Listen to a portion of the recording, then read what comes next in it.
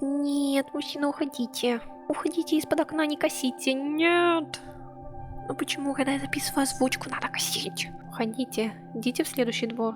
Привет, вы на канале Мимикри, меня зовут Санта и добро пожаловать на строительство школы-интернат. Как вы уже могли заметить, это видео будет достаточно долгим, наверное, самым длинным на моем канале пока что, поэтому можете запасаться едой, напитками, во всяком случае терпением, потому что мы здесь с вами надолго. Как вы уже наверняка догадались, эта постройка приурочена к выходу нового дополнения, и, конечно же, как и любой симмер, я сразу задумалась о том, что бы можно было построить с новыми возможностями, которые пришли к нам в игру. Первое и самое очевидное, наверняка то, что уже все видели и все сняли, это детский лагерь. Но все же Sims 4 это именно пластичная игра, и зачастую дополнения приходят не с каким-то конкретным видом лота или узконаправленным геймплеем. Такое мы можем встретить в игровых наборах, в каталогах. Дополнения же в Sims 4 всегда нам дарят возможность что-то сделать самим, саму механику, которую игрок будет использовать так, как ему самому нужно. Поэтому следующая мысль после постройки лагеря, конечно же, у меня была тюрьма.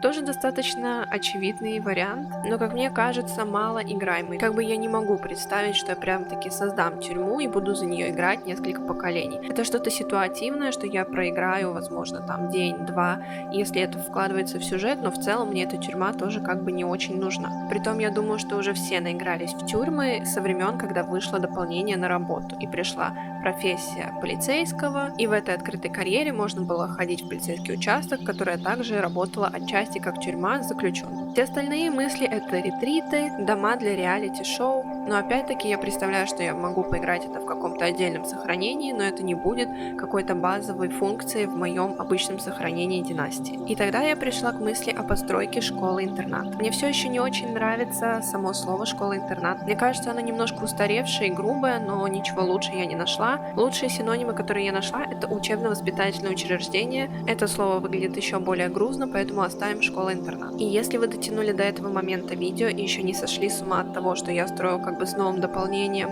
но в старом городе Вранбург и использую предметы не из дополнения, то я сейчас вам все объясню. Дело в том, что когда я начала думать о постройке, я сразу начала смотреть обзоры симмеров, чтобы увидеть, какие предметы стройки к нам придут. И что вы думаете, этот стиль подходит только для детского лагеря? Хорошо, давайте не будем так критичны, наверняка для каких-то еще домов, но в определенном стиле, живя на природе, в лесу. Там есть несколько предметов мебели, которые непонятно каким образом были добавлены вот в эту стилистику, но опять-таки то, что к нам пришло с этим дополнением в плане стройки, это не то, что можно использовать для постройки чего-либо другого, кроме как ретрита или лагеря в лесу. И так как я уже решила, что собираюсь строить школу-интернат, я решила воспользоваться всеми возможностями, которые к нам приходили с предыдущими каталогами, дополнениями и даже китами, потому что в большей части для экстерьера здания здесь был использован кит, связанный с замком. Уж не думала я, что когда-нибудь воспользуюсь этим странным, узкоцеленаправленным китом, потому что, опять-таки, я тоже не вижу себя строящий замок, возможно, как какая-то достопримечательность или музей, но, опять-таки, в своей обыденной игре я за принцесс не играю.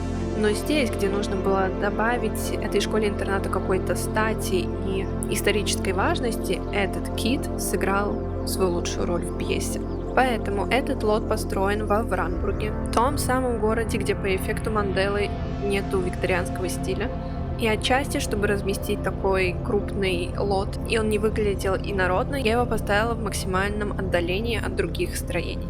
На самом лоте 4 здания, основное, занимающее больше всего площади, это сама школа. В ней расположился кафетерий, спортивный зал, актовый зал со сценой и учебные классы на втором этаже. В отдельное же здание я вынесла жилой блок, где будут проживать сами ученики и, скорее всего, кто-то из стаффа, потому что им не хватило места в других зданиях. Там также есть маленькая библиотека и гостиная, где ученики могут отдохнуть. Еще одним отдельным зданием стоит место, где будут проживать учителя и директор. И еще одно отдельное здание я выделила под оранжерею, поскольку с новым дополнением нам пришла возможность выращивать бабочек, что я тоже хочу испробовать в игре на этом лоте. И поскольку с этим дополнением пришло не слишком много предметов, которые я могла бы использовать в данной стройке, еще до выхода дополнения я строила сами здания и максимально их обставляла имеющейся мебелью. И уже только в конце видео вы заметите, как я добавляю предметы, которые пришли из дополнения. Как вы могли заметить, на этом видео сильный решейд. На самом деле почти на всех моих постройках стоят решейды, когда я снимаю видео, но они не настолько сильно изменяют цвета в игре, чтобы после скачки подписчиками эти лоты выглядели отвратительно. Но в этом случае, мне кажется, именно так и будет, потому что цветокоррекция убийственная. К сожалению, я не готова с ней расставаться, потому что она делает игру просто какой-то сказочной, все цвета ярче, вкуснее, и без нее этот лот бы не выглядел так, как он в итоге выглядит и как сильно он меня радует. Но я уверена, что сними этот решейд, половина предметов или расцветок, которые я использовала, начнут меня так сильно бесить, что это будет просто цветовой ад. Поэтому я впервые не уверена, что я должна выставлять эту постройку на скачку, как я делаю обычно.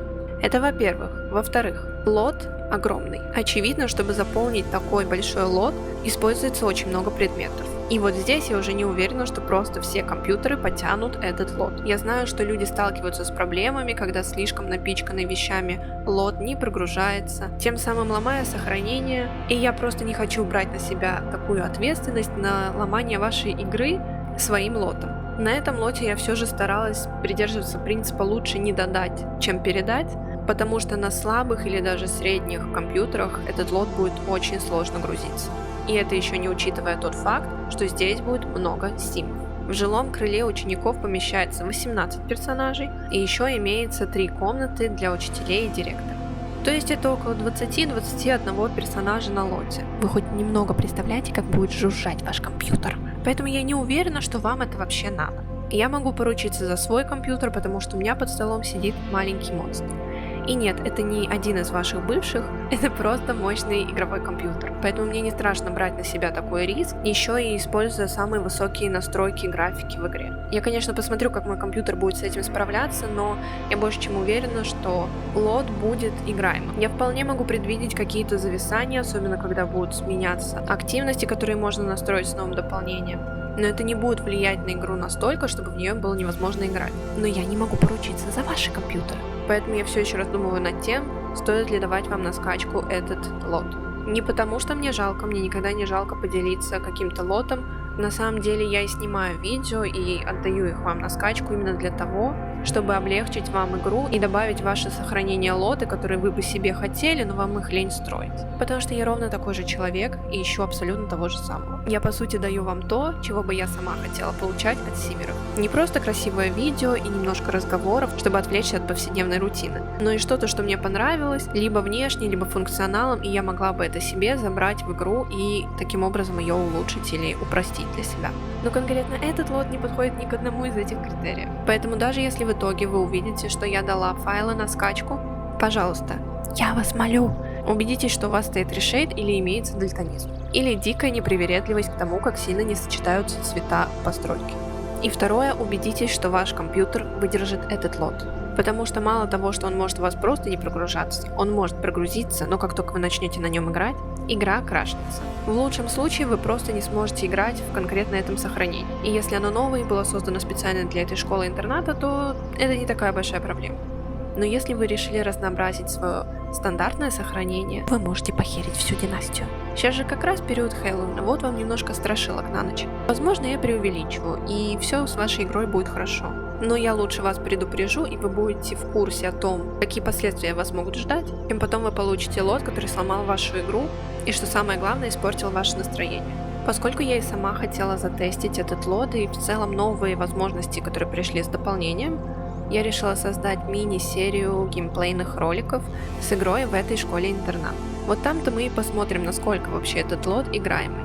За все 8 лет, сколько существует канал, и мы опустим тот факт, что 4 года меня просто не было на канале, здесь всегда выходили видео с постройкой. И конечно, я не против показать вам и геймплейный вариант моей игры, но мне всегда было неуютно от мысли, что я начну сохранение с династии на 10 поколений, и мы отправимся вот в это долгое путешествие, абсолютно не зная друг друга, не зная персонажей. Именно поэтому эта мини-серия мне показалась лучшим вариантом для нас. И если вас не интересует геймплей, то не переживайте, видео с постройками все еще будут выходить на канале. Просто периодически также будут появляться видео с геймплеем. Сразу оговорюсь, это не будет обзор дополнения, потому что очевидно мы даже будем жить в другом городе.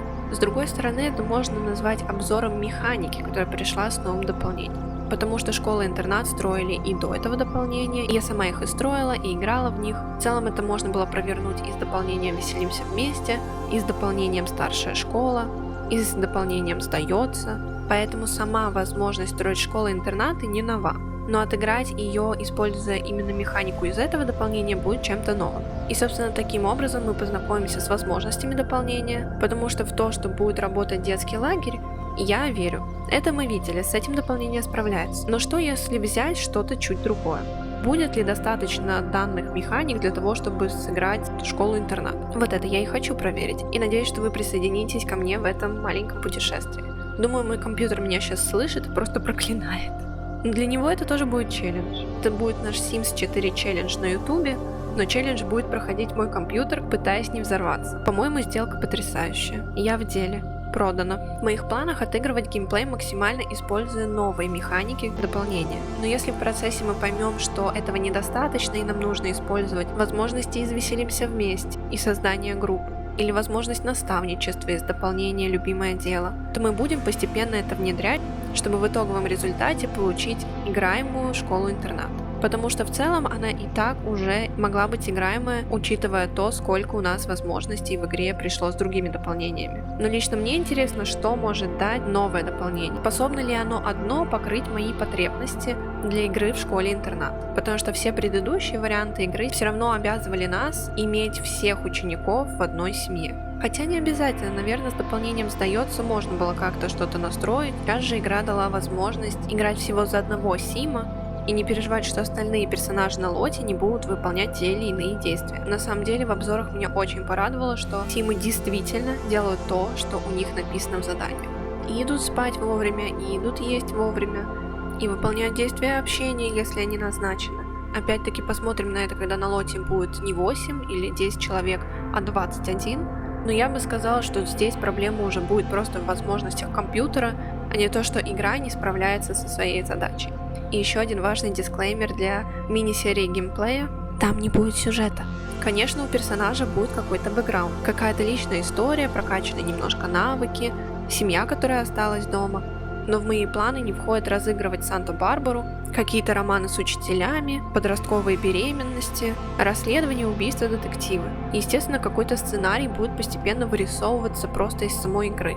Потому что, опять-таки, и я это буду повторять много и 1000 раз, скорее всего, по гроб своей жизни, но Sims 4 потрясающая гибкая игра, которая дает очень много возможностей. И теперь с соседскими историями, с разными динамиками отношений, предпочтениями, с детскими воспоминаниями, которые, кстати, тоже пришли с новым дополнением. Это наполненные персонажи, и чуть ли не каждое их действие можно объяснить и оправдать. Поэтому, естественно, во время взаимодействия и общения с другими персонажами будет вырисовываться какой-то сюжет. Но какой, ни я, ни вы не знаем. Поэтому вам точно не нужно ждать каких-то кат-сцен, глубокие смыслы и морали, которые я пытаюсь передать с обычным геймплеем. Это геймплей. Мы смотрим возможности дополнения, знакомимся с персонажами, и если они станут нам родными, возможно, это будет началом чего-то другого. Какой-то другой серии геймплея, которая после выльется в династию. Но это все в будущем. Сейчас мне просто хотелось немножко объяснить, что вам стоит ожидать от этого геймплея, чтобы после вы не расстраивались. Собственно, как и с этой постройкой, которая в итоге может не работать в вашей игре. Если я все же выставлю лот на скачку, и вы вздумаете его себе скачать, я была бы очень благодарна, если бы вы оставили комментарий в Телеграме насчет того, работает ли он у вас. Не для какой-то активности и охватов, мне просто любопытно. И да, оказывается, теперь у вас есть такая возможность писать мне комментарии в Телеграме. Потому что до этого я считала, что просто никто не пишет комментарии, что в целом логично, у меня не так много подписчиков. Но еще дело в том, что комментарии были отключены. Я этого вообще не замечала, никто не жаловался, всех все устраивало. Но теперь, наш любимый жидкий аплодисмент ликования, у вас есть возможность писать комментарии в Телеграме. Также в моем телеграм-канале вы всегда можете найти файлы на скачку всех построек с моего YouTube канала, а также там выходят анонсы новых роликов. Хочу сказать огромное спасибо всем, кто подписывается, проявляет активность, комментирует видеоролики и присоединяется к нашему маленькому сообществу, которое понемножку начинает расти. Я была очень рада провести с вами это время. Само же видео с постройкой длится около 7-8 часов, поэтому если где-то картинка выглядит рвано, я много удаляла. И я думаю, на этой ноте мы можем заканчивать. До новых встреч в видео, в моем телеграм-канале. Я желаю вам хорошей игры с новым дополнением. А у меня на этом все. Пока-пока!